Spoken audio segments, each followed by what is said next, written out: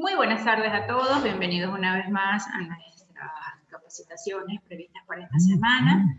Hoy vamos a desarrollar nuestra tercera sesión de trabajo. Para la tarde de hoy tenemos previsto conversar sobre lo que es la seguridad en los espacios de oficina o áreas administrativas, estableciendo medidas de prevención y control de riesgos asociadas a estos espacios. Primero que nada, debemos entender que la mayoría de las empresas, o en su totalidad, las empresas, independientemente del proceso productivo que pudiesen desarrollar, por muy operativo que este pueda llegar a ser, tienen la necesidad del diseño de un espacio administrativo, un espacio de oficina donde se vayan a desarrollar estas actividades.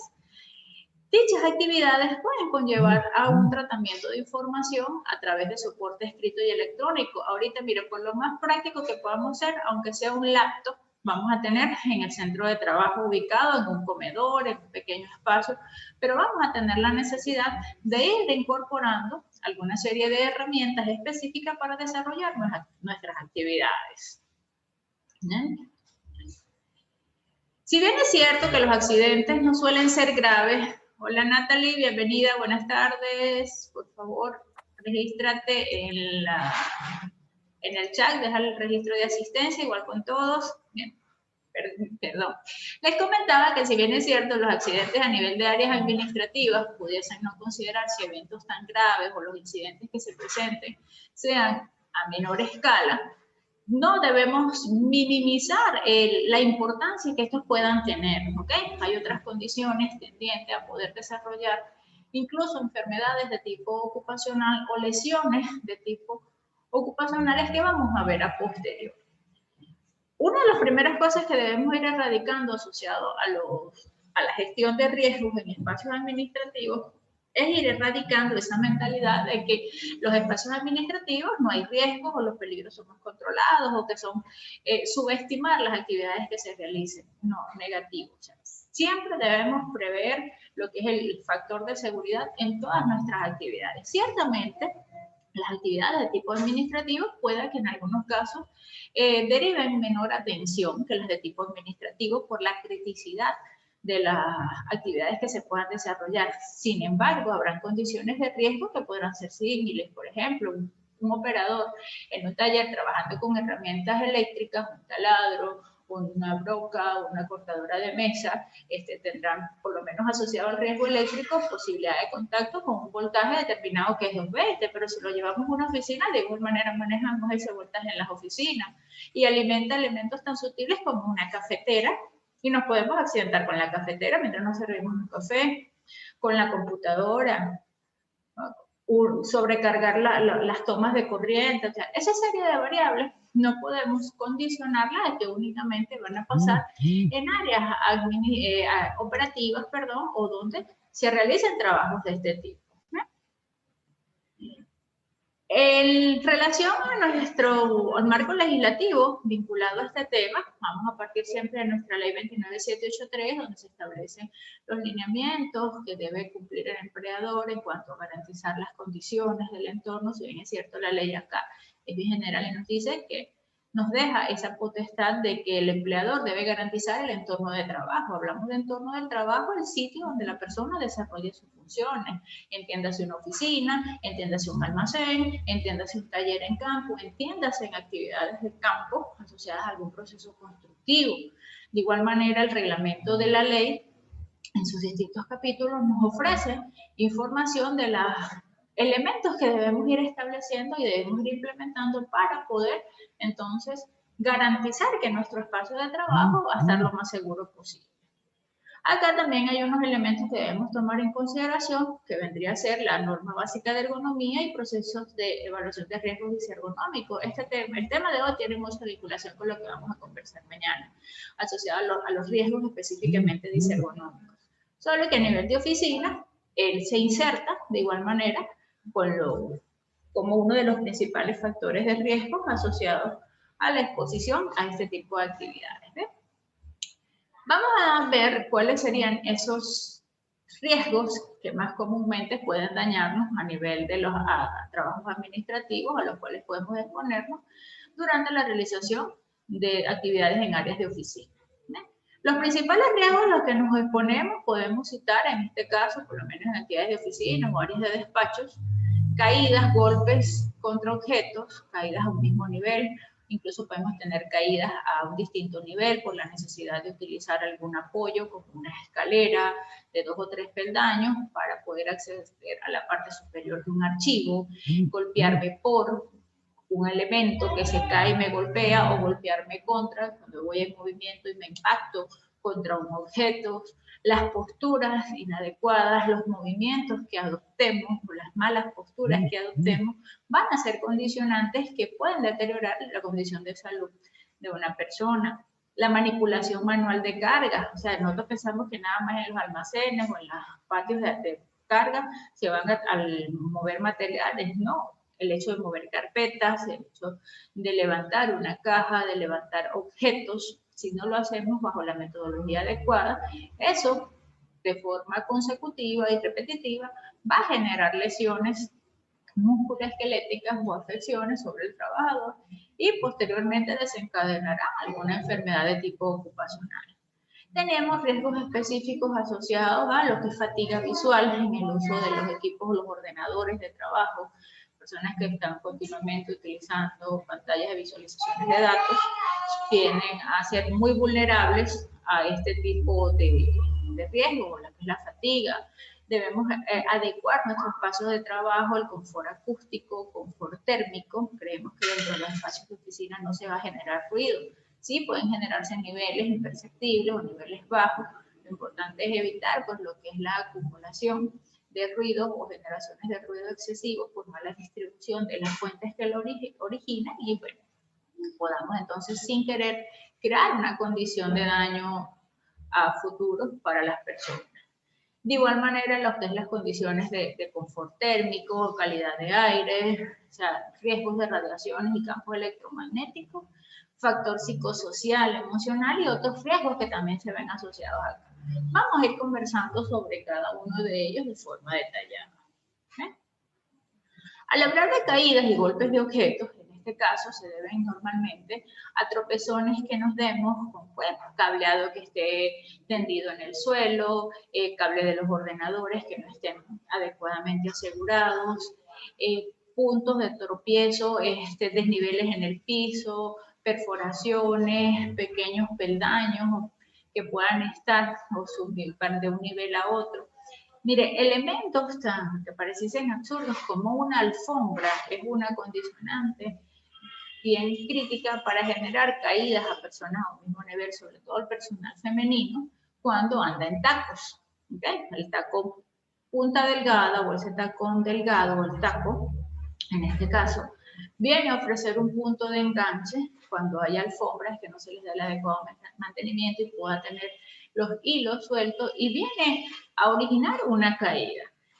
Pareciese un evento sin importancia, sin embargo, una lesión en tobillo, pueden ser lesiones sutiles o algo tan simple como un esguince, por decirle de alguna manera, en cuanto a la afectación o el daño, es una lesión que se puede manejar previamente, no genera complicaciones a posteriores, pero requiere un periodo de recuperación bastante largo. O sea, una persona con un esguince en un tobillo fácilmente debe separarse de su área de trabajo por lo menos 20, 25 días mientras se hace un proceso de inmovilización de esa extremidad para que ella vuelva a su condición natural.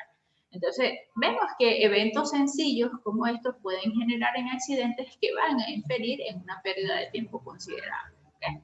Entonces, bien importante que dependiendo de la cantidad de elementos de este tipo que podamos tener en el entorno, entonces adaptemos medidas de supervisión. Hay muchas empresas que adaptan incluso políticas sobre la vestimenta del personal femenino, la prohibición de calzado de este tipo, sino que se asignan calzado de tipo administrativo o secretarial, donde el taco o el tacón del zapato tiene unas dimensiones ya previstas, 4x4 o 4x2, de forma tal de que minimice esa posibilidad de enganche y el personal pueda contrarrestar estos riesgos de caída. Que nos golpeemos con los cajones, a veces tenemos la mala práctica de que buscamos algo en el cajón del escritorio y lo dejamos abierto, en el cajón del archivo lo dejamos abierto, o lo empujamos con el pie y no queda bien cerrado. elementos sueltos que podamos tener en las partes superiores de los archivadores, o sea, colocamos carpetas que de forma imprevista puedan desprenderse y golpear a alguien. Entonces, todo este tipo de condiciones debemos irlas manejando en el área. Pudiesen, dependiendo de la gente que cause este tipo de lesiones, podemos generar fracturas, luxaciones, torceduras, esguinces, otras situaciones de riesgo que pueden presentarse de golpes es cuando manipulamos las gavetas, en que a veces dejamos la mano en mala posición o estamos distraídos porque estamos ocupados con el ordenador, hablando por teléfono o conversando con alguien y tendemos a cerrar la gaveta y pisamos nuestros dedos, pudiendo esto generar lesiones a nivel de cualquier falange del dedo. ¿Qué es importante tener o qué medidas preventivas podemos adoptar para el control de estos riesgos de tipo específico? Primero que nada, el orden y la limpieza. Eso es vital en todo espacio de trabajo. En función de que tengamos todo debidamente organizado, debidamente adecuado, sobre todo cuando son espacios que son compartidos, ¿verdad? La implementación de una buena política de orden y limpieza va a ser vital para la convivencia segura de todo el personal. Canalización de todo el sistema de cableado que deba estar previsto. Si tenemos que colocar instalaciones de cableado de forma provisionales, bajo ningún concepto deberíamos mantenerlas sueltas, ¿okay? Deben siempre estar canalizadas. Si va a ser un cableado de forma provisional, de igual manera deberíamos entonces fijar ese cable al suelo, por lo menos con cinta de embalar, cinta adhesiva, para evitar de que quede elevado o que se ruede y entonces pueda generar tropezones o caídas. Definir las zonas de paso y definir las zonas de almacenamiento de materiales. Siempre debemos garantizar que las zonas de tránsito deben estar libres y despejadas de cualquier material, cajas, paquetes, materos, cualquier otro elemento que pueda obstaculizarlas. Recuerden que de igual manera estas van a ser nuestras vías de desalojo durante una emergencia y deben de cumplir todas las medidas consideradas. Deben estar siempre despejadas y prestas para cualquier eventualidad. Indicar mediante señales de advertencia zonas peligrosas, por ejemplo, cuando se estén haciendo labores de mantenimiento, avisos de la colocación de los avisos de suelos mojados o alguna reparación que se esté haciendo, desniveles en el piso, ¿no?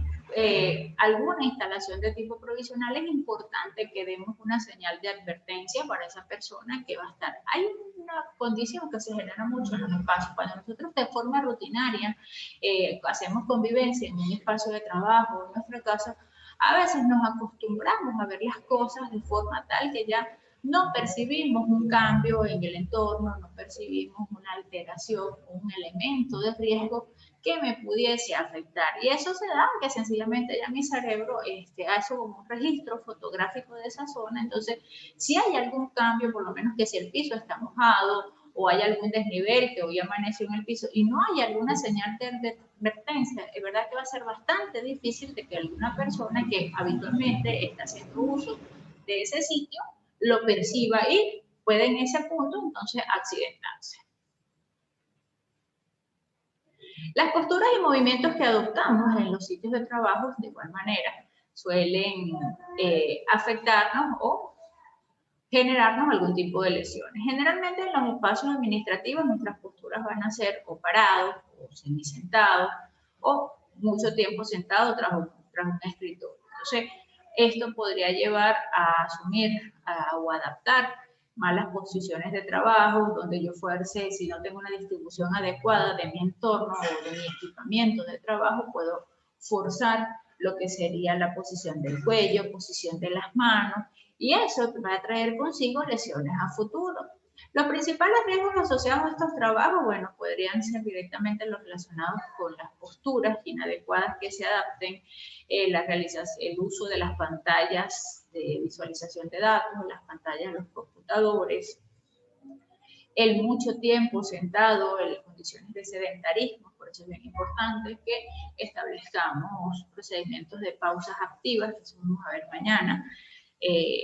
Dentro de las principales medidas que podemos adaptar para adoptar buenas posturas de trabajo en nuestros puestos, primero que nada es mantener un buen espacio, o sea, poder contar con un espacio de trabajo que me permita hacer uso del ordenador, manteniendo lo que serían los distanciamientos necesarios con relación a la proyección de luz, una buena silla ergonómica, la ubicación de la pantalla y el poder tener las áreas de trabajo disponibles, o sea, mis áreas máximas, mis áreas mínimas, donde yo pueda apoyar los brazos, movilizar de forma adecuada mis manos, que no me genere la necesidad de tenerlas suspendidas o que no me genere la necesidad de tenerlas contraídas y de esa manera asumir una mala posición. ¿Okay?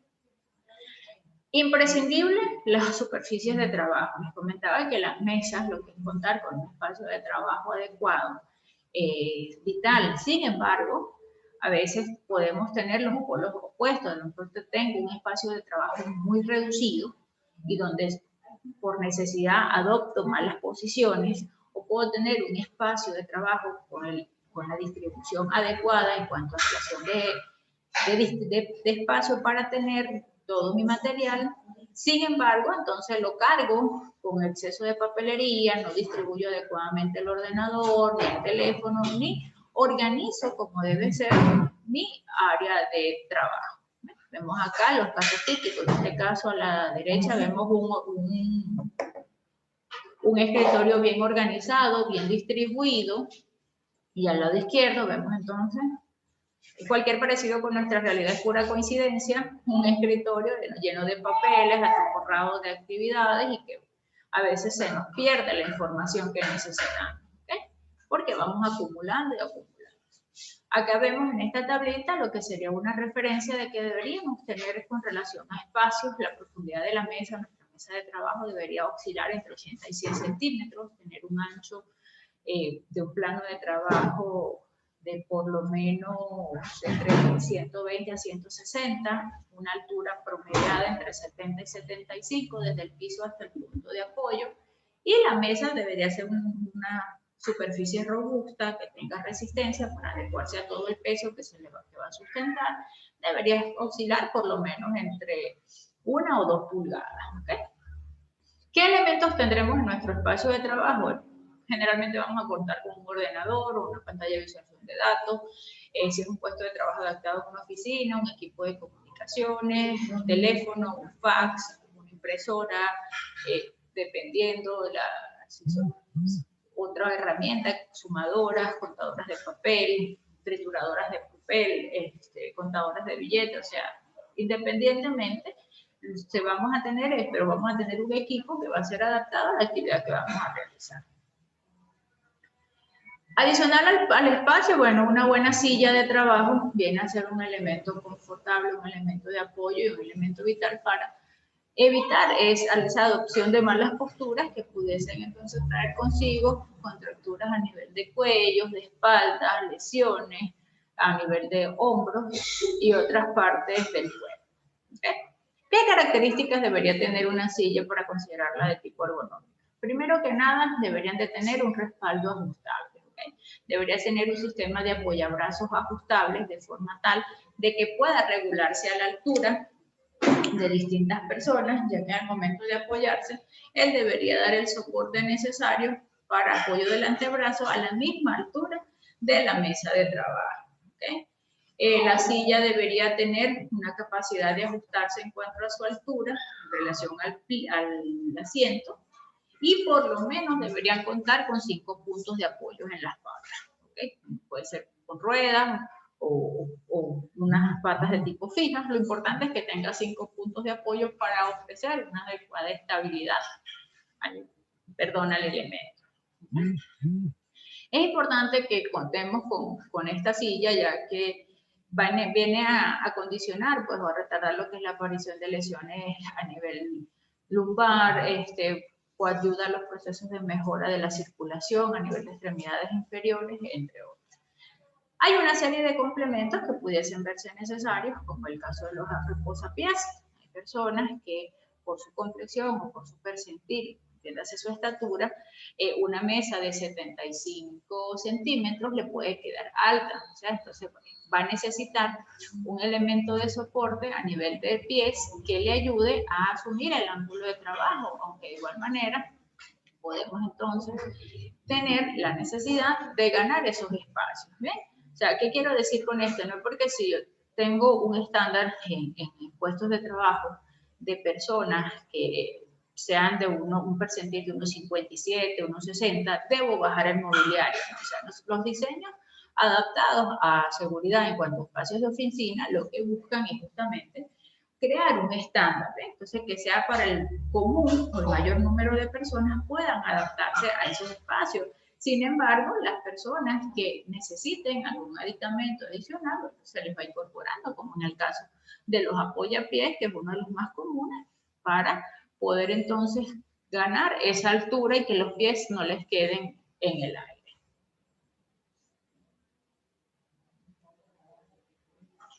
Acá vemos lo que sería la conjugación adecuada de una tabla de trabajo, un puesto de trabajo, silla y apoyapiés. Si dan cuenta, vemos una serie de ángulos. Esto sería una posición que deberíamos adoptar de forma adecuada para permanecer por lo menos 8 horas en posición sentado según nuestras actividades asociadas al entorno de trabajo. Sabemos que no van a ser 8 horas de forma continua, pero es una jornada que se considera un jornal de trabajo completo. Deberíamos respetar, si se dan cuenta, la adaptación de la silla permite que el apoyabrazo pueda alinearse perfectamente con lo que es la altura de la mesa de trabajo. En este caso, personas de baja altura pueden tener la necesidad de ubicar un apoyapiés para poder soportar y que los pies no les queden en el aire, como le indicaba. Vemos la necesidad de tener espacio suficiente, esta es otra limitante que a veces no se tiene. Agarramos como mala práctica área de almacén, el espacio abajo de los escritorios, donde no nos permite entonces mantener un buen ángulo de trabajo para la colocación de las piernas y las colocamos en una posición incómoda. Generalmente las llevamos hacia atrás porque nos chocan las rodillas de los elementos. Entonces, esto genera problemas a nivel circulatorio que pueden derivar en varices, en complicaciones como incluso trombosis venosas profundas por malos problemas circulatorios, y estos se podrían asociar a malas posturas en nuestros puestos de trabajo. ¿Okay? La silla debería ajustarse de forma tal que pueda entonces el apoyo lumbar quedar debidamente ubicado con una altura de soporte adecuada para dar ese respaldo y se puedan respetar los ángulos del flexo del codo a nivel de los hombros y los ángulos de trabajo a nivel de las manos. Aquí vemos una referencia a cuáles serían los rangos de adaptación en grado de todos estos ángulos de trabajo. Por lo menos a nivel de flexión de hombros, debería mantenerse un rango que no exceda los 30 grados, flexión de codo, debería manejarse entre 80 y 100, flexión de la muñeca, cadera y así para cada uno de lo que serían los ángulos. Y en los ángulos de aducción vinculados a la necesidad de que las personas tengan que inclinarse o no, o que la silla sea sobredimensionada, entonces la persona tenga que extender demasiado los brazos para poder hacer uso de los apoyabrazos en este caso. Entonces, todo este conjunto debe ser adaptado en función del percentil y la dimensión del individuo.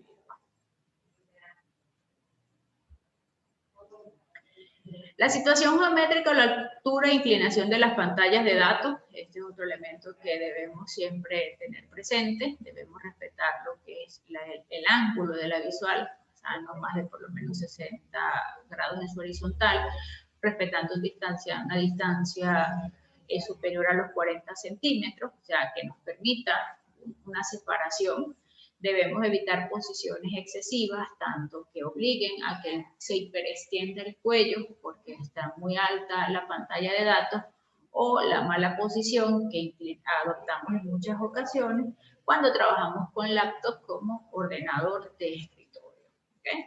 En este caso, si tenemos la necesidad de utilizar una laptop, es bien importante que coloquemos en la parte inferior de la misma algún soporte. Hay bases de trabajo que ya son diseñados, incluso Frankfurt, que acumulan o articulan y dan una buena altura de trabajo.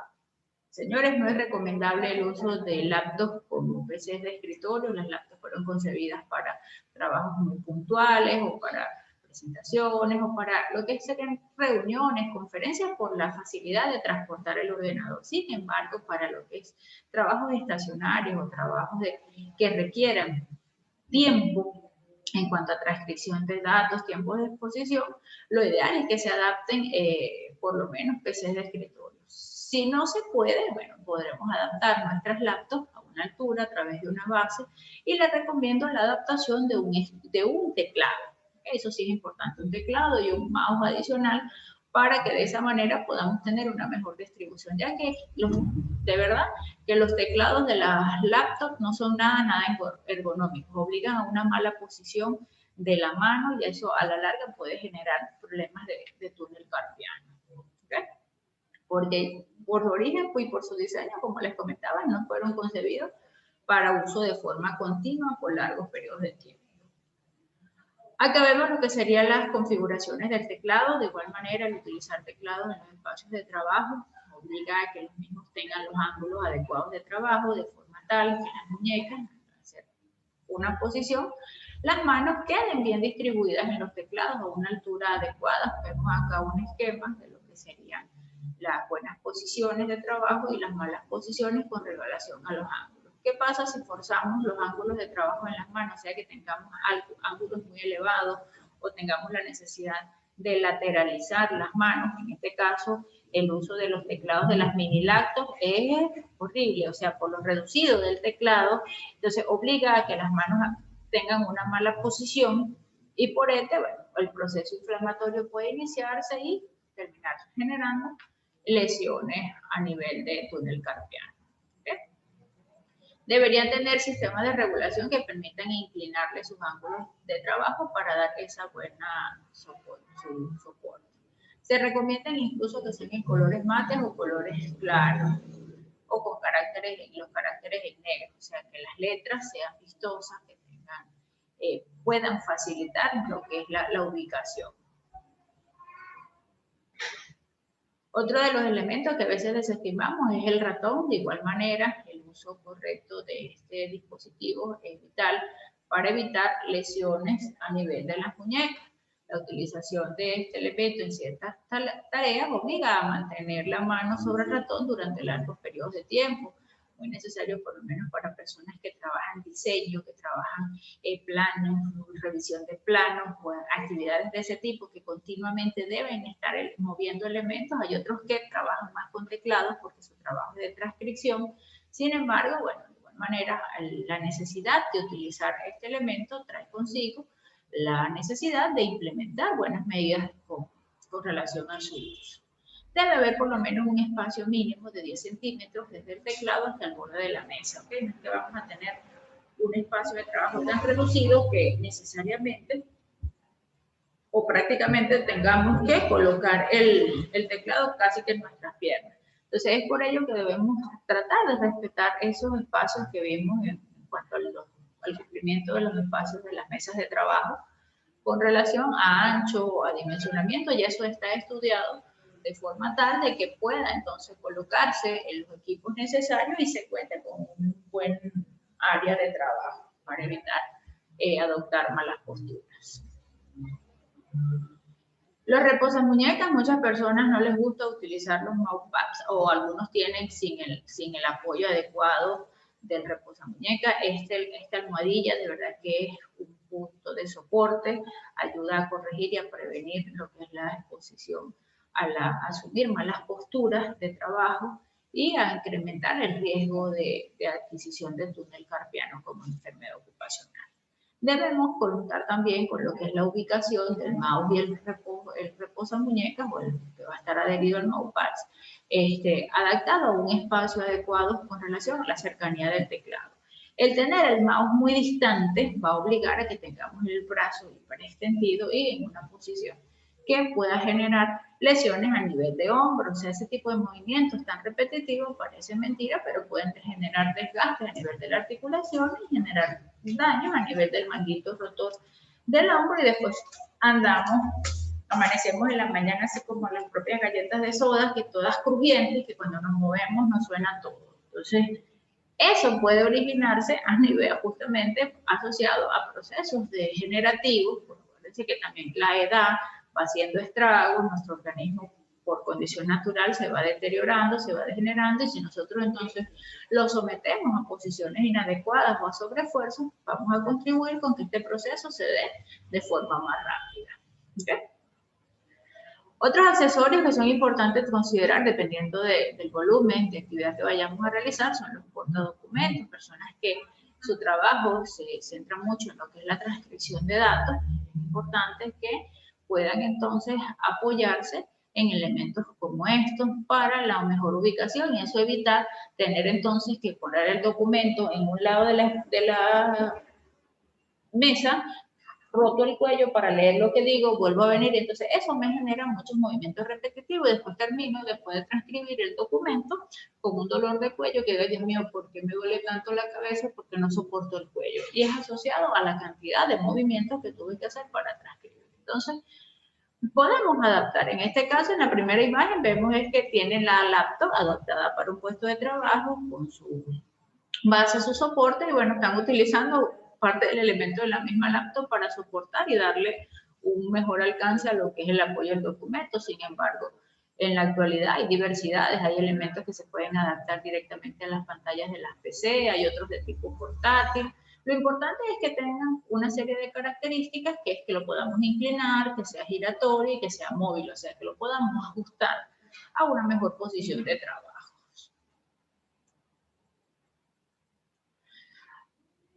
O asociado a las posturas y a los movimientos que podamos adaptar, es bien importante que durante la realización de las actividades generemos algún tipo de ejercicio físico. ¿Okay? El estar mucho tiempo estático o inmóvil en una misma posición va a traer consigo problemas de salud, como dolores en las zonas cervicales, por una inclinación pronunciada del cuello. Aunque no lo coloque acá, hay un síndrome que ahorita se está manejando mucho, se está tratando de concienciar a las personas, que es el síndrome del cuello del texto, que es una patología que se viene desarrollando, problemas a nivel cervical, por los prolongados tiempos en que las personas pasamos con el cuello inclinado por estar o haciendo uso de los dispositivos móviles. ¿Okay? Obligamos al cuello a una posición inadecuada, y esto viene a acelerar un proceso degenerativo a nivel de la zona cervical. Dolores en la espalda, en la zona lumbar, dolor de hombros, de brazos, entre otras dolencias de muñecas que puedan entonces irse generando justamente por no adoptar buenas posiciones de trabajo. Algunos ejercicios que podemos implementar, bueno, pequeños ejercicios de estiramiento. De todas maneras, comentaba que mañana en la clase tenemos previsto hacer la actividad de ergonomía y pausas activas. Vamos a tener unos tips más concretos de cómo deberíamos entonces hacer estos ejercicios físicos durante nuestra jornada, de forma tal de que, bueno, podamos acondicionar un poco nuestro cuerpo y evitar esas condiciones que lo dan. La manipulación manual de cargas es otro de los elementos que viene a generar accidentes a nivel de espacios de trabajo administrativos. La necesidad de mover cajas, mover archivadores con elementos. A veces creemos que, bueno, son 4 documentos, eso no pesa, sí pesa. Debemos de igual manera adoptar posiciones adecuadas para la carga, como es la posición de piernas dobladas, espalda recta, que toda la fuerza durante la elevación se ejerza sobre las piernas y no sobre la espalda, para de esta manera entonces evitar lesiones a nivel de la columna. La principal medida preventiva en este caso es la buena higiene postural, o sea que adaptemos buenas medidas para lo que es la manipulación manual de cargas. ¿Okay? Otro de los riesgos asociados es la fatiga visual. Comentaba que es un riesgo muy común cuando se tiene que pasar largos periodos de tiempo expuesto o haciendo trabajos con ordenadores. Una de las causas principales es el contraste y el brillo de la pantalla cuando no están debidamente ajustados. La iluminación del puesto de trabajo puede ser insuficiente, podemos tener efectos contraproducentes si tenemos alguna ventana cerca que genere luz natural, que choque con la luz artificial generada en el espacio de oficina, y esto pueda entonces ser contraproducente. Debemos evaluar incluso eso, o sea, dónde entra el haz de luz natural, qué incidencia tiene, cómo me voy a ubicar con relación a esta, para evitar de que incida en la pantalla y me afecte, generando reflejos que se puedan presentar, y esto traiga consigo es que me desgaste más. ¿Qué síntomas podemos percibir como indicativos de que podemos estar sujetos a fatiga visual? Dolor de cabeza al usar el computador, ojos irritados y secos, visión borrosa, dificultad para enfocar o voltear el monitor a otros objetos, visión doble en algunos casos, cambio de percepciones de colores, dificultad en ver largas distancias tras usar prolongadamente el monitor. Vemos que algunos efectos se asocian al uso continuo del monitor. A lo mejor no es una condición que va a estar de forma recurrente y por eso no la desestimo. Bueno, no es que yo veo siempre doble, no, pero si estoy haciendo uso del monitor y en un momento determinado, por favor, los micrófonos. Está viendo. Gracias. Si en algún momento presento alguna de estas síntomas, debo prestar atención. ¿Okay? ¿Qué puedo hacer para mitigar esta condición? Bueno, evitar los reflejos ajustando el brillo y el contraste de las pantallas. Para las pantallas fijas ya se pueden adaptar incluso protectores de pantalla que ayudan a controlar esta condición. Tener en cuenta las necesidades de la visión que requiera la tarea. Para trabajos en oficinas y despachos se recomienda una iluminación de por lo menos 500 lux en el entorno, o sea que haya una buena iluminación en general para que entonces el brillo o la incidencia de la pantalla no me afecte, porque entre más opaco esté mi entorno, el haz de luz o el haz de reflejo del PC o del ordenador se va a minimizar y en este caso me va a afectar más. ¿Okay? Sugerencia, bueno, bajar lo que es los ajustes de las temperaturas del monitor, esos son los ajustes de los equipos, trabajar los textos en negrillas con fondo blanco de forma tal o utilizar condiciones que no amerite que yo tenga que esforzar la vista. O sea, si estoy transcribiendo y puedo ampliar, usar monitores grandes y puedo ampliar el tamaño del documento, esto me va a ayudar a visualizar de mejor manera. Por eso les decía, o sea, el trabajar con laptops, grave con mini laptops, o sea, con cosas tan reducidas para hacer transcripciones de datos, de verdad que es fatal. Acá vemos cómo debería estar ubicado en condiciones adecuadas lo que es los espacios y la iluminación.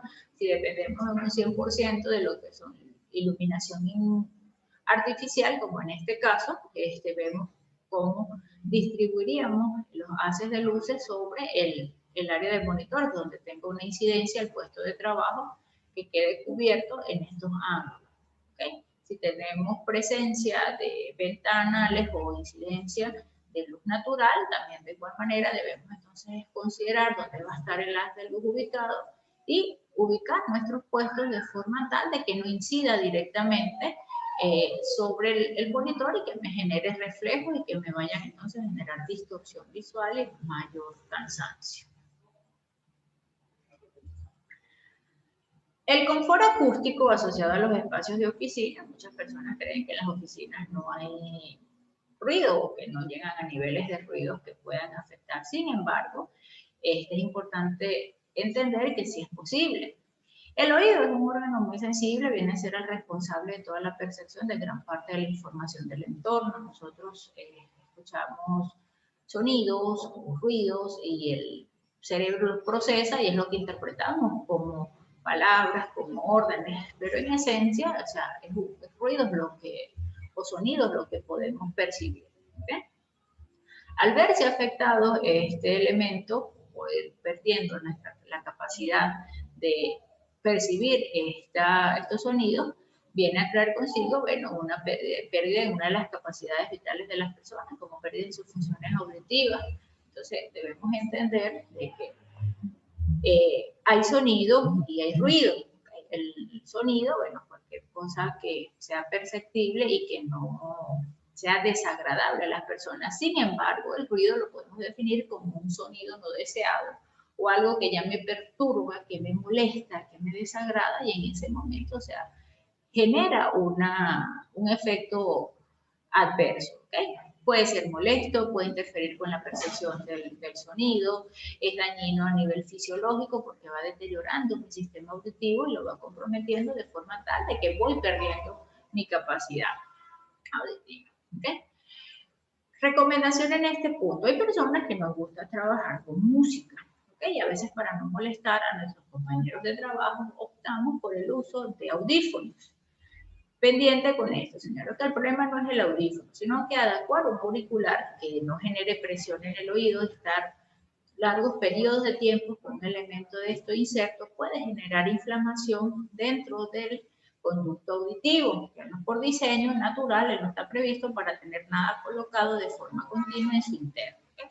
Otra cosa es que, bueno, a lo mejor me siento como trabajando con volúmenes altos, o sea, recordemos, entonces estamos llevando un nivel de ruido, un nivel de volumen muy alto, justo dentro del conducto auditivo, o sea, no se va a dispersar en el ambiente, sino que estoy insertando el ruido de forma directa. ¿Okay?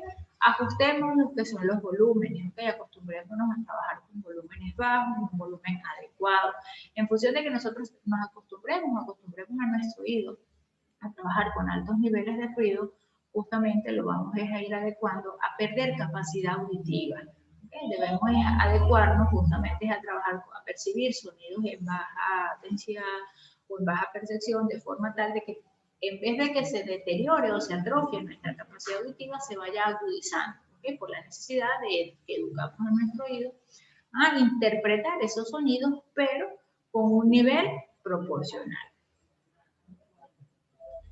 Acá vemos que de igual manera los centros de trabajo sí generan ruido, un estándar normal, normativo, asociado a puestos de trabajo, refiere de que los decibeles permitidos a 8 horas de exposición no deberían exceder a los 85 decibeles. Estamos hablando de que un espacio de trabajo, una impresora láser, puede generar entre 30 y 50 decibeles. Imagínense que tengamos 2 o 3 impresoras pues trabajando de forma simultánea según la magnitud de trabajo y que las tengamos localizadas en el mismo sitio. Adicional a eso, los ventiladores de las PC también pueden generar sonidos entre 30 y 85 decibeles, las fotocopiadoras entre 55 y 70. ¿Okay? Y es mentira que dentro de una oficina nosotros vamos a tener un solo elemento que genere ruido. Entonces, si vamos totalizando y vamos incrementando ya esto, la necesidad de hablar un poco más fuerte, ahorita con el uso de los tapabocas a veces también hemos tenido que adaptar la necesidad de hablar o elevar nuestro tono de voz, entonces todo eso viene a generar una serie de ruido acumulado, ruido en el entorno, que como es un área administrativa yo no me doy a la tarea ni de percibirlo, ni de cuantificarlo, ni de hacer un estudio de ruido para ver si estoy dentro de los estándares aceptables o no. Entonces, en este caso lo que podemos es adaptar medidas paliativas, medidas preventivas, en función de dispersar los equipos de trabajo, evitar que las máquinas que generen más ruido estén localizadas en un mismo punto, sino que estén ubicadas en el entorno, si son espacios abiertos, mejor, porque de esa manera se puede mitigar el sonido de mejor manera. ¿Okay? Pero no desestimen la importancia de tener la previsión y el cuidado del sistema auditivo. El confort térmico viene a ser también una condicionante en los espacios de trabajo. ¿Okay? Trabajar con calor excesivo es agobiante, o sea, el personal no rinde. Trabajar con frío excesivo de igual manera genera una sensación de disconfort en el entorno que evita la concentración. Hay personas que no pueden concentrarse, que les generan tal incomodidad que los altera. Entonces, ambos extremos son dañinos. Se deben establecer por lo menos sistemas que permitan adecuar los espacios de trabajo y adecuar todo lo que es el tema de temperatura dentro del entorno. En países donde se cumplen estaciones de invierno, estaciones de verano, donde a veces tenemos la dualidad de estas condiciones, entonces se genera la necesidad en algunas temporadas de tener sistemas de ventilaciones, aires acondicionados para entonces contrarrestar efectos de calor o sistemas de calentadores, estufas que permitan entonces contrarrestar el tema de los fríos dependiendo de las máquinas. En este cuadrito lo que vemos es lo que sería un promedio de temperaturas que se recomiendan adecuadas dentro de los entornos de trabajo según las condiciones o la temporada. Hablamos en verano de que deberíamos prever un área de trabajo entre 23 y 26 grados como máxima de calor en ese entorno. ¿Okay?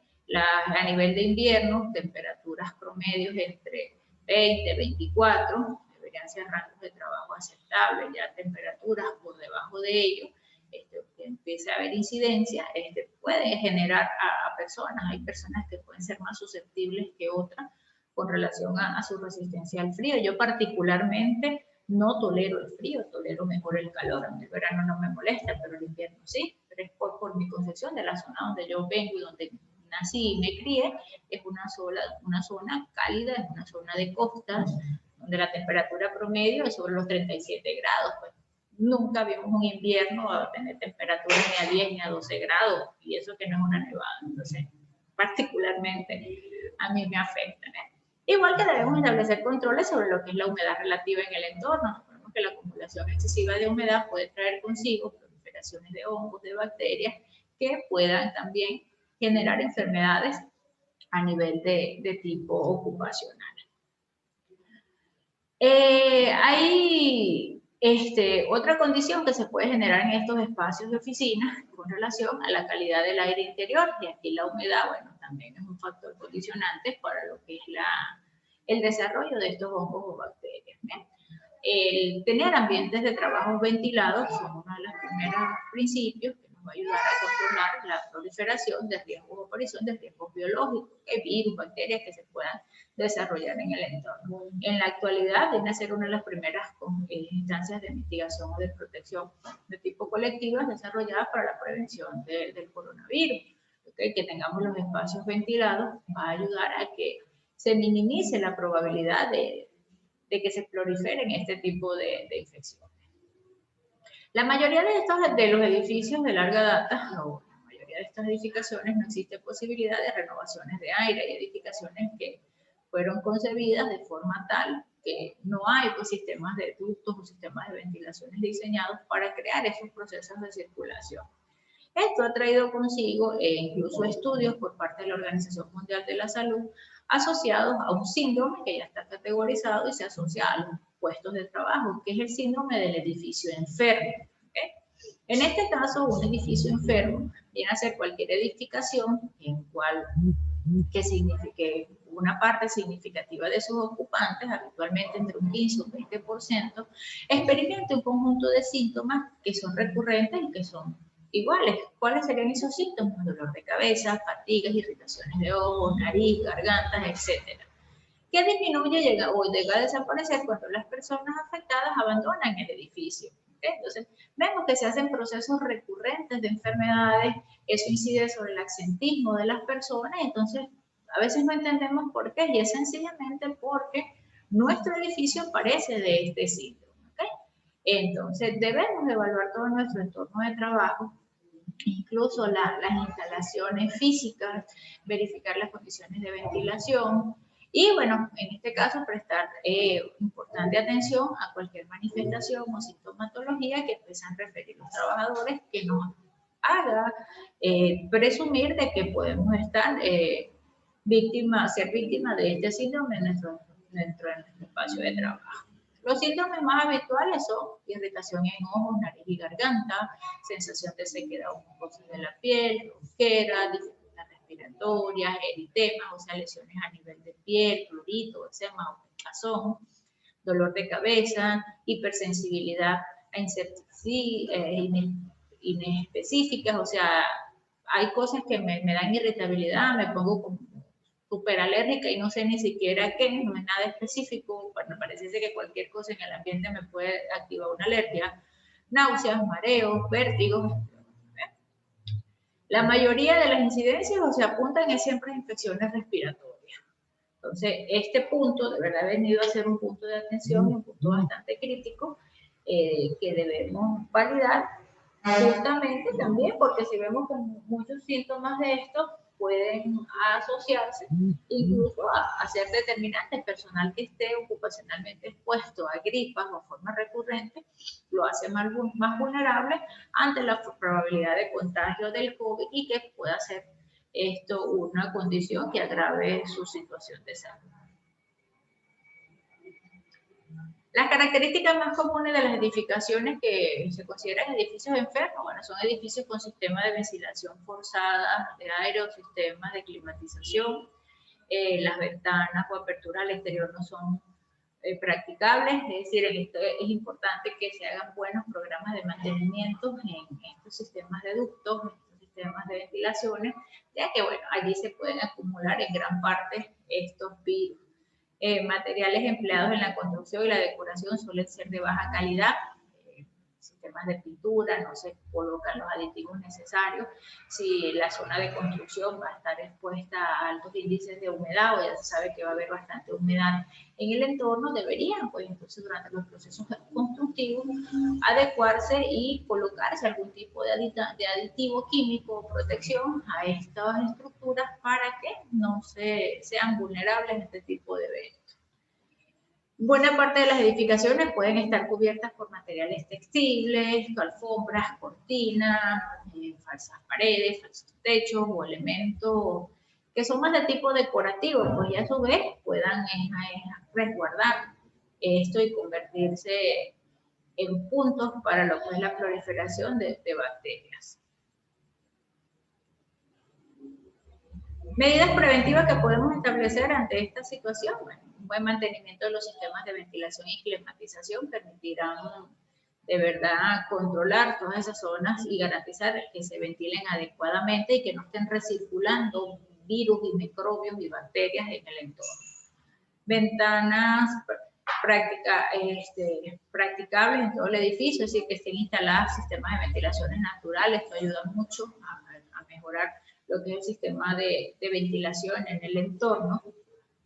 Control de las ventanas, de los controles de climatización por los propios trabajadores, que les permite adoptar condiciones de temperatura y humedad según las necesidades. Es decir, muchas empresas han adaptado dentro de los mismos espacios de trabajo, instalan termómetros que permiten entonces hacer medición de lo que es el ambiente o la temperatura en el ambiente de trabajo, condiciones de humedad, y en función de ello, bueno, ya están diseñados los procedimientos de que van a hacer en cuanto a establecer cierre de ventanas o aperturas para mejorar los procesos de ventilación o el encendido de los equipos de calefacción o los equipos de aire acondicionado para poder adecuar el espacio de trabajo. ¿Okay?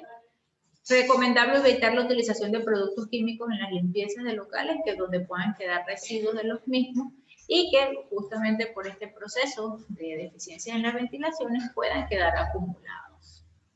Otro de los riesgos asociados a lo que es los espacios de oficina son las radiaciones ionizantes o no ionizantes. Cuando hablamos de las clasificaciones de riesgo con las IPER, veamos esto, pero ¿qué son esas radiaciones? Bueno, aquellas ondas que se emiten de determinados equipos eléctricos o electrónicos que pueden, en función de la cantidad que generen, dañar a las personas. Tendremos en nuestro entorno, dependiendo del centro de trabajo, posibles exposiciones a fuentes ionizantes. En este caso, las fuentes ionizantes vienen a ser rayos X o rayos gamma. Estos pueden ser asociados a centros de áreas donde haya equipos de rayos X, centros de salud, centros clínicos, centros odontológicos, que puedan tener presencia de estos elementos o algún equipo que por configuración pueda generar rayos gamma. Radiaciones no ionizantes, en este caso vamos a tener en nuestros entornos de trabajo, podemos ser sujetos a la luz ultravioleta o a la luz infrarroja. La luz ultravioleta, todas las medidas efectuadas en los ambientes de trabajo donde se hayan pantallas de visualizaciones de datos o los ordenadores, pueden presentar de 2 a 3 veces una proyección, pero va a ser inferior a los estándares establecidos a nivel ocupacional, es decir, que va a haber un bajo riesgo.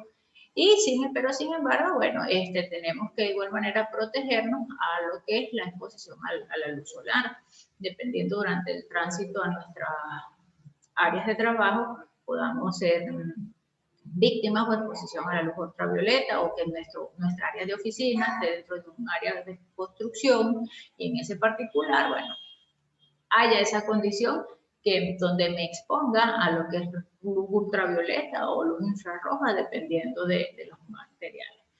Sabemos que estos son riesgos que pueden estar ajustados, sin embargo, recordemos que el riesgo es la probabilidad de presencia de un elemento que pueda convertirse en daño, y en su categorización. Habrán sitios de oficinas que sean muy, muy bajos, incluso el nivel de exposición sea un rango bastante aceptable y el nivel de riesgo sea bastante tolerable. pero lo que no debemos es desestimarlos y no colocarlos. Es importante que en nuestras evaluaciones de riesgo consideremos todos estos elementos y le demos la clasificación que verdaderamente tienen. Si son riesgos que son imperceptibles o que no me van a generar un daño mayor, lo tipifico como una condición de riesgo porque está allí, sin embargo, le doy su adecuada clasificación.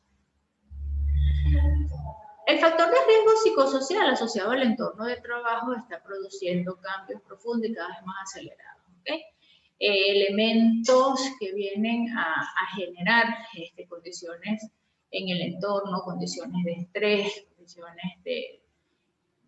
asociadas a esas transformaciones que se experimentan por las mismas presiones de trabajo, por el hostigamiento, por el acoso, o todas esas condiciones que van a afectarme desde el punto de vista emocional, de igual manera deberían ser tratadas y deberían ser consideradas. A nivel de actividades administrativas hay unas que van a ser más susceptibles que otras a exposición de riesgos psicosociales, por lo menos personas que continuamente tienen que tratar con público. De verdad que su nivel de exposición a este factor es bastante alto. A veces hay personas en el público o clientes o personas que prestan un servicio de atención al cliente, donde los clientes verdaderamente se sobrepasan, se exceden en cuanto a sus requerimientos. A veces eso depende mucho de la calidad de la persona, la cual está exigiendo un servicio, de su capacidad de entendimiento y bueno, el no entender las limitaciones que pueda tener la persona que le está prestando el apoyo. Esto carga una condición adicional. A esto también le vamos a adicionar todo el factor de estrés que tenemos sumado ahorita por la condición de deterioro de salud que hay en el entorno, el factor de riesgo, de exposición que está el hecho de que yo salga de mi casa al trabajo, me monte en un autobús, me expongo, llego a mi centro de trabajo, tengo que lidiar con personas, o sea, vengo a mi casa, me puedo traer el virus a mi casa, o sea, todo ello. Las personas que trabajan en casa se ven sujetas al problema de la necesidad de la convivencia con los niños en la casa también, o sea, a veces creemos que no, pero esto viene a generar un factor de presión adicional. Entonces personas que tienen que hacer un rendimiento por horas en su trabajo, tienen a los niños en clase, la presión, el ruido, o sea, se ha alterado considerablemente en muchos de los espacios, muchos de elementos que han entonces incrementado la aparición de estos elementos. Otra de las variables que ha venido a desarrollar es la inserción de tecnologías nuevas, de adaptar nuevas metodologías de trabajo. Por lo menos de verdad que esta pandemia ha sido un reto para muchos. Muchas personas que no se daban con la tecnología han tenido que adaptar nuevos procesos tecnológicos para poder desarrollar sus funciones. O sea, yo creo que yo veo uno de los ejemplos más tácitos, los maestros. Veo maestras, profesoras ya de determinada edad, docentes que han acostumbrado a hacer vidas en aulas por más de 20 años, 25 años, dando clases bajo una metodología y que desde el año pasado han tenido que cambiar a hacer metodologías interactivas de captación de aprendizaje con los niños, de mantener la atención. O sea, todo esto trae consigo una serie de elementos que pueden generar frustración o factores adversos en los trabajadores. La falta de dominio de tecnología, desconocimiento real de los equipos de trabajo. A lo mejor me dan una computadora, me dan una tablet, me dan un smartphone, pero o sea, yo no estoy acostumbrada a trabajar con ellos, me tengo que conectar por Zoom, por Google Meeting, por Teams, no sé qué, o sea, y así pues esa cantidad de interacciones que me estresan, y cuando no logro hacerlo a tiempo, sé que eso va a incidir en el rendimiento de mi trabajo y por ende, entonces, me va a afectar. ¿Okay? Falta de autonomía o suficiencia para la toma de decisiones. En este caso, el que no tenga capacidad de autonomía o toma de decisiones en mi trabajo son factores que también condicionan mi actividad y me generan estrés adicional. ¿Qué puedo hacer en este caso como medidas de prevención? Bueno, primero que nada se debe tener en cuenta estas recomendaciones. Por lo que respecta a la organización de trabajo, se debe procurar que el trabajador tenga la máxima información posible o en cuanto a lo que va a desarrollar. En función de que él tenga claros los datos, va a tener menos nivel de ansiedad o menos nivel de estrés en el desarrollo de sus actividades. Diseñar las tareas de forma tal que se asegure que la información se percibe claramente y se entiende y es interpretada de manera fácil. ¿Okay? No es que a veces las personas que nos toca llevar una jefatura, una coordinación, o ser líderes en una empresa, mal llamados a veces líderes, porque ese tema de verdad que se ha distorsionado mucho, incluso a las asignaciones de cargo, un líder del departamento, líder de seguridad, líder de calidad, o sea, pero se desestima lo que es la connotación de la palabra líder. Entonces, en este caso, esa persona sencillamente se limita a dar una instrucción, no valida que la persona a la cual se la da de verdad la asimiló, tiene el conocimiento o la certeza de lo que va a realizar, y evitar de esta manera generarle lo que es el factor de estrés adicional. De igual manera, los trabajadores deben recibir previamente a su incorporación una información o un proceso de capacitación asociado a estas nuevas tecnologías si van a ser necesarias irlas insertando, para de esta manera poder darles todas las herramientas que vayan a necesitar para el buen desarrollo de sus labores. Otros riesgos que podemos tener presentes en el entorno de trabajo, bueno, riesgos eléctricos, vimos que casi la mayoría de los equipos que tenemos en el entorno vienen a ser asociados a riesgos por equipos que necesitan suministro de electricidad, entonces en este caso sobresaturar las tomas de corriente, el exceso de cableado puede traer consigo otras consecuencias. Vamos a tener incluso presencia de productos químicos. Ahorita con esta necesidad de mantener nuestros espacios seguros y libres de COVID, traer consigo la implementación de muchos productos, muchos protocolos, nuevos procedimientos para mejorar o incrementar la frecuencia de las actividades de limpieza, y esto puede traer consigo entonces incluso malas prácticas como las combinaciones, y no únicamente en nuestro espacio de trabajo. A veces nosotros tenemos la mala particularidad dentro de nuestro hogar de hacer combinaciones de productos químicos que lo que van a traer consigo es que nos afecta. Entonces, esto puede darse en los mismos espacios de trabajo por creencias, por desinformación, de que puedan potenciar su función y ser más eficientes, y generalmente no es así. Sumado a todo lo que es la condición de riesgos presentes en el entorno, vamos a tener que también la responsabilidad de la vigilancia y la salud de los trabajadores. Bien, es importante que manejemos un buen programa de vigilancia y control. En este caso, dicha vigilancia se va a asociar básicamente al cumplimiento de los exámenes médicos ocupacionales. Necesitamos que el personal cubra todo lo que es el cumplimiento de sus exámenes médicos, los preempleos, posempleos, los preocupacionales, los de seguimiento, según el nivel de contratación o según corresponda. En espacios administrativos, lo que es la incidencia de lesiones a nivel visual por el uso de los ordenadores va a ser un punto de importante atención. Entonces, bien vital que durante la realización de esas medidas de control de vigilancia, prestemos pues determinados puntos de atención, campañas de despistaje, de agudeza visual, podamos determinar si hay algún deterioro en la agudeza visual del trabajador durante su estadía dentro de nuestras instalaciones de trabajo o cuando tenga una vinculación con nosotros, a fin de evitar de que sea una condición que pueda generarle una lesión o un daño de forma permanente. Otras medidas que tenemos que tener en cuenta a rasgos generales en los espacios de trabajo, en nuestras áreas administrativas, bueno, todo lo que es señalización, les comentaba la importancia de las señalizaciones para poder advertir las presencias de riesgo. Debemos entender de que hay señalizaciones vinculadas a lo que es labores de advertencia que me advierten una condición, señales de seguridad para dispositivos de emergencia como el uso de extintores, como el uso de equipos de ubicación de estos equipos contra incendio. Tenemos señales de salvamento, señales que me indican en dado caso de emergencia las rutas de desalojo, los puntos de concentraciones, hacia dónde me voy a movilizar, teléfonos de emergencia. O sea, es importante que coloquemos nuestras señales, pero más allá de ello, que también el personal las sepa interpretar y sepa cuál es el uso de las mismas. ¿Okay?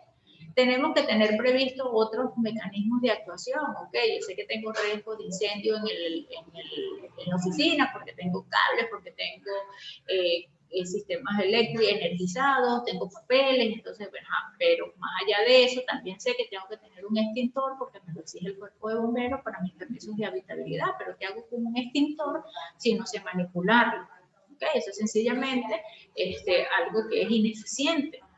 Entonces, debo también establecer mis normas de actuación en caso de emergencia. ¿Qué voy a hacer cuando hay un conato de incendio, un fuego incipiente? Validar de que mis equipos estén en buenas condiciones y que el personal lo sepa utilizar. ¿Qué va a pasar si tengo que realizar un desalojo por una condición de que un sismo, un evento sísmico aquí en Lima y obligó la necesidad de un desalojo? Sé cuáles son mis rutas de desalojo, hacia dónde voy, cuál es mi plan de trabajo, cómo me contabilizo, cómo garantizo, tengo una brigada de emergencia. Todas esas condiciones también deben preverse dentro de los espacios administrativos. La prestación y la necesidad de aplicar primeros auxilios, ¿ok? Un requerimiento es contar con un botiquín de primeros auxilios dentro de nuestra oficina, pero no es colocar un botiquín por tenerlo allí y ya. O sea, lo importante es que el personal de verdad tenga una formación básica asociada a qué puede hacer o con qué elementos puede utilizar de ese botiquín. Debemos definir la magnitud o el alcance de nuestras actuaciones en caso de alguna eventualidad que se pueda presentar en el área. Complicaciones tan básicas como un ahogamiento, personas que durante la ingesta de comida se pueden atragantar o ahogar con un émbolo de comida, y si no se hace una maniobra de liberación de las vías aéreas, la persona puede fallecer en el entorno de trabajo por algo tan común como que se ahogó comiendo. Entonces, esos son detalles que debemos aprender a manejar. Una persona que se deslizó, se lesionó, entonces entender que esas técnicas que podemos aplicar de primeros auxilios, aun cuando van a ser básicas, van a ser tendientes a evitar de que esa lesión pueda incrementar. Y bueno, conocer nuestro botiquín de primeros auxilios, conocer nuestro botiquín de primeros auxilios. ¿Okay? Es importante que el elemento que tengamos en la oficina destinado para ello tenga los insumos necesarios y que nosotros podamos hacer uso de forma adecuada de estos insumos. Generalmente los botiquines de primeros auxilios a nivel básico o nivel de centros de trabajo, lo que aceptan es material de curas, antisépticos, material de vendaje, un instrumental muy limitado. La medicación está condicionada así, solo si se cuenta con personal de salud en el entorno. Es decir, si ustedes cuentan con un profesional de la salud en el espacio de trabajo, este será el responsable de administrar algún tipo de medicamento. Si no es así, o sea, no está autorizado dar ningún tipo de grajea, ningún tipo de pastilla, ningún tipo de medicamento a ningún trabajador. El botiquín de primeros auxilios acepta hasta ungüentos para quemaduras, cosas muy básicas y muy generales. ¿Dudas, preguntas, consultas?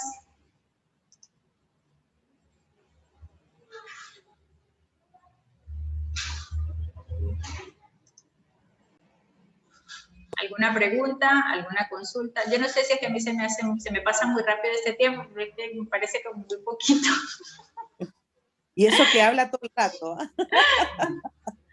Bueno, nada, la verdad que es súper claro. Yo no tengo hoy día sí ninguna consulta. No sé si alguno de los chicos tiene alguna consulta.